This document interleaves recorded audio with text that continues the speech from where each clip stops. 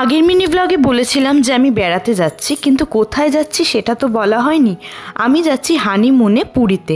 আমাকে মা, কাকি এবং রাকেশের বন্ধুরা মিলে শিয়ালদাতে ছাড়তে এসেছিলো, আর আমরা শিয়ালদা টু পুরী যে দুরন্ত এক্সপ্রেসটা ছিল সেটাতেই গিয়েছিলাম। তারপরে আমরা যে যার মতো সিটেও বসে পড়েছি, আর ঠিক 8টার সময়, সন্ধে 8টার সময় ট্রেনটা ছেড়ে দিয়েছিল। যেই ট্রেনটা ছাড়লো তারপর 1 কাপ কফি খেলাম আমি আর রাকেশ দুজনে মিলে। আর রাতের ডিনারের জন্য আমি নিয়েছিলাম ফিশ ফ্রাই, রাইস আর চিলি চিকেন। আমি কোনো ট্রেনের টিকিটের সাথে খাবারটা ইনক্লুডিং করিনি, কেননা ট্রেনের খাবার আমার ঠিক ভালো লাগে না, তাই আমি বাড়ি থেকেই নিয়ে গিয়েছিলাম। আর যখন আমি পৌঁছেছিলাম পুরীতে তখন বাজে 4টে।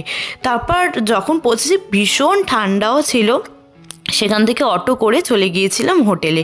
তারপর কি করলাম সেটা দেখতে হলে কিন্তু আমার চ্যানেলটাকে অবশ্যই সাবস্ক্রাইব করতে হবে।